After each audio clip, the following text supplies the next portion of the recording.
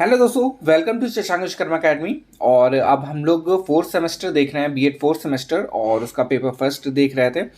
Paper first का नाम है भारत में शिक्षा प्रणाली का विकास एवं से इनकी इसकी चुनौतियां, और उसका चैप्टर नंबर फर्स्ट जो कि था भारत में शिक्षा। ठीक है, उसको हम लोग देख चुके थे। आज हम लोग देखेंगे चैप्टर सेकेंड वैदिक काल के एमसीक्यूज। ठीक है, तो चलिए स्टार्ट करते हैं। तो सबसे पहला जो क्वेश्चन इस पे दिया गया है, आप लोग एक नोटबुक भी बना लीजिए कि जिससे कि अभी से जो इम्पोर्टेंट क्वेश्चन है उसको देखते रहें और नोट डाउन करते रहें, जिससे कि लास्ट में कोई प्रॉब्लम ना हो। ठीक है, चलिए देखते हैं। पहला क्वेश्चन इससे दिया गया, वैदिक काल का प्रारंभ माना जाता है, कब से माना जाता है? तो ऑप्शन फर्स्ट दिया गया है 1000 ईसा पूर्व से 500 ईसा पूर्व तक।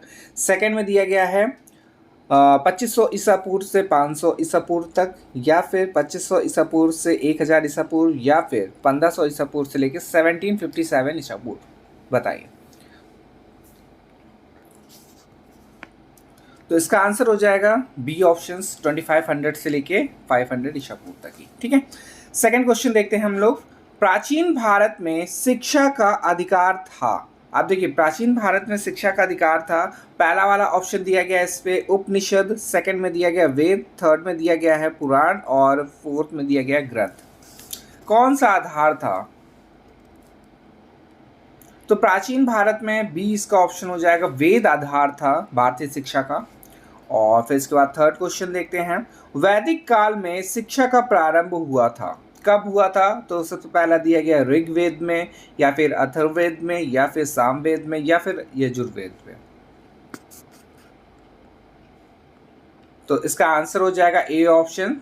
ठीक है, तो ऋग्वेद में हुआ था। तो वैदिक काल में शिक्षा का प्रारंभ हुआ ऋग्वेद में।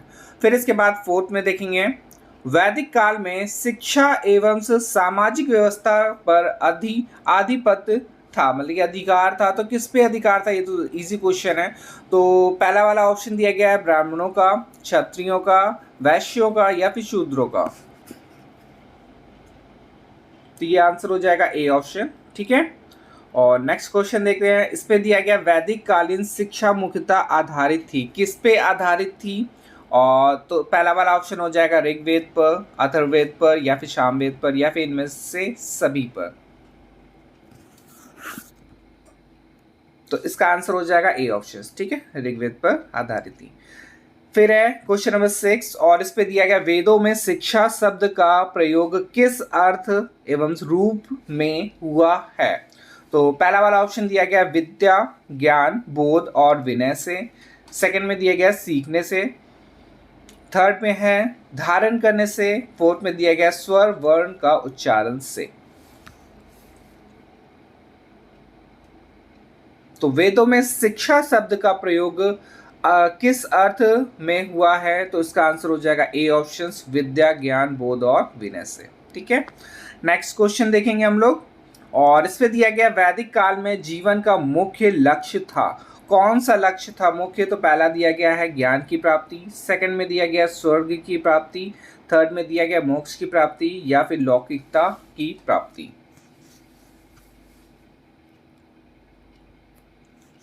तो इसका आंसर हो जाएगा सी ऑप्शन, मोक्ष की प्राप्ति। नेक्स्ट है क्वेश्चन नंबर 8, और इस पे दिया गया वैदिक काल में शिक्षा थी। तो पहला वाले ऑप्शन में दिया गया मौखिक, फिर है लिखित, फिर है उपयुक्त, ए और बी दोनों, या फिर इनमें से कोई नहीं।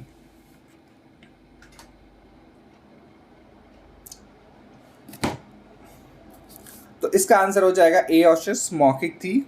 और फिर नेक्स्ट है क्वेश्चन, वैदिक युग से आज तक भारतीयों की शिक्षा की मुख्य अवधारणा जीवन के विभिन्न क्षेत्रों में हमें उच्च मार्गदर्शन देने में रही है। यह कथन किसका है? आप देखिए, मोस्ट इंपॉर्टेंट क्वेश्चन इसको मानिए, क्योंकि कथन वाले क्वेश्चन आपको पता है कि काफी इंपॉर्टेंट होते हैं। ठीक है, क्वेश्चन नंबर 9 में दिया गया है। तो इसका ऑप्शन हो जाएगा डॉक्टर अल्तेकर केई, और रविन्द्रनाथ टैगोर, या फिर विवेकानंद।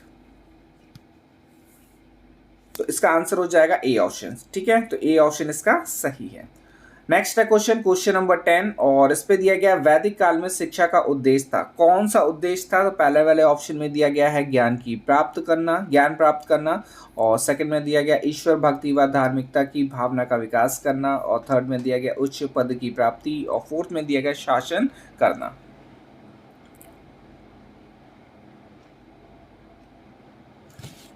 तो इसका आंसर हो जाएगा बी ऑप्शन से, ईश्वर भक्ति व धार्मिकता की भावना का विकास करना।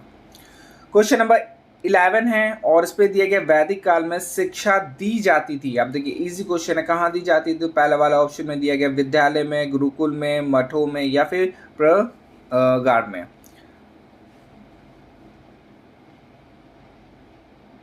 तो इसका आंसर हो जाएगा बी ऑप्शन से, गुरुकुलों में दी जाती थी, पता ही है सबको। नेक्स्ट क्वेश्चन दिया गया है और काफी इंपॉर्टेंट है ये भी क्वेश्चन नंबर 12 और इसमें दिया गया है शिक्षा को ज्ञान प्रकाश शक्ति का ऐसा स्रोत माना जाता था जो हमारी शारीरिक, मानसिक, भौतिक, आध्यात्मिक शक्तियों तथा क्षमताओं का उत्तरोत्तर और सामंजस्यपूर्ण विकास करके हमारे स्वभाव को परिवर्तित करती है और उत्कृष्ट बनाती है। यह कथन किसका है? बताना है किसका कथन है ये। तो पहले वाले ऑप्शन में दिया गया है टैगोर का, या फिर विवेकानंद का, या फिर डॉक्टर अल्तेकर का, या फिर मुन स्मृति का।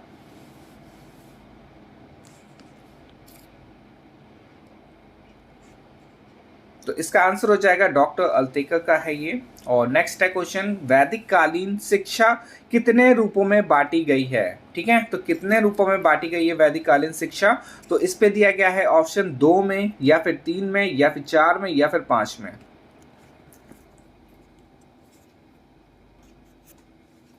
तो इसका आंसर हो जाएगा 2 में बांटी गई है। और इसका डीपली जो हम लोग पढ़ेंगे वो जब डीप क्वेश्चन हम लोग सॉल्व करेंगे उस पर देखेंगे। ठीक है, क्वेश्चन नंबर 14 में दिया गया है विद्यालय संस्कार कितने वर्ष में होता है? ठीक है, विद्यारंभ है ये, विद्यारंभ संस्कार कितने वर्ष में होता है? तो 14 क्वेश्चन में दिया गया है और वर्ष है 8 से 9, या फिर 3 से 4, या फिर 5 से 6, या फिर 6 से 9। तो इसका आंसर हो जाएगा 5 से 6। नेक्स्ट क्वेश्चन है सदगुण ही ज्ञान है, यह कथन किसका है? इंपॉर्टेंट है ये वाला भी। और इसका ऑप्शन दिया गया प्लूटो, अरस्तु, या फिर सुकरात, या फिर इनमें से कोई नहीं।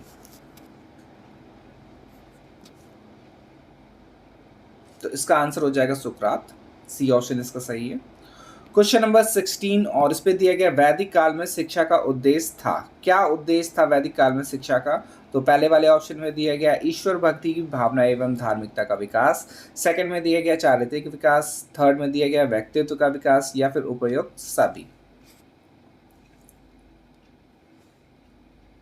तो इसका आंसर हो जाएगा डी ऑप्शन से, उपयुक्त सभी हो जाएगा इस पे। तो वैदिक काल में शिक्षा का जो उद्देश्य था, ये तीनों पॉइंट्स इसके सही हैं। तो कौन कौन से हैं? ईश्वर भक्ति की भावना एवं से धार्मिकता का विकास करना, चारित्रिक विकास करना, और व्यक्तित्व का भी विकास करना। ठीक है, क्वेश्चन नंबर 17 में दिया गया विद्यारंभ संस्कार संपन्न कराने का कार्य है, किसका कार्य होता है? तो पहले वाले ऑप्शन में दिया गया है शिक्षक का, पुरोहित का, गुरु का, या फिर माता पिता का। तो इसका आंसर हो जाएगा बी ऑप्शन से, पुरोहित का ये कार्य होता है। ठीक है, और नेक्स्ट है क्वेश्चन नंबर 18, गुरुकुल का शाब्दिक अर्थ है, कौन सा अर्थ है? तो पहले वाले ऑप्शन में दिया गया गुरु का परिवार, अध्ययन का स्थान, और गुरु का बगीचा, फोर्थ में दिया गया गुरु का निवास। तो गुरुकुल का जो शाब्दिक अर्थ है वो होता है बी ऑप्शन, अध्ययन का स्थान। ठीक है,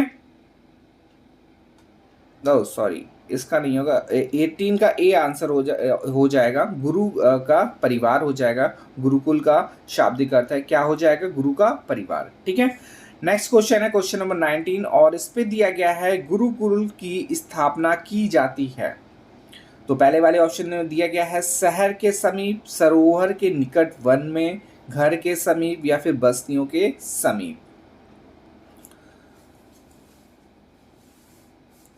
तो गुरुकुल की स्थापना की जाती है, कहाँ करी जाती है? तो बी ऑप्शन इसका सही हो जाएगा, सरोवर के निकट वन में। ठीक है, तो आप लोगों ने देखा ही होगा जो पुरानी पुरानी वीडियोस या फिल्में मान सकते हैं, तो उस पर गुरुकुल अगर शो करते हैं तो कहाँ पे होता है? जंगल होता है, जंगल के आसपास ही ये गुरुकुल बनाए जाते हैं। ठीक है, जहाँ पे सारी शिक्षा प्रदान की जाती है गुरु के द्वारा। क्वेश्चन नंबर लास्ट है ये, क्वेश्चन नंबर 20, और इस पे दिया गया है शिक्षक, हाँ, शिक्षण कार्य में के अलावा गुरु का कार्य, गुरु का जो कार्य है क्या था? तो सबसे पहला ऑप्शन दिया गया उचित शिक्षा का पर चिंतन करना और भौतिक सिद्धांत पर चिंतन।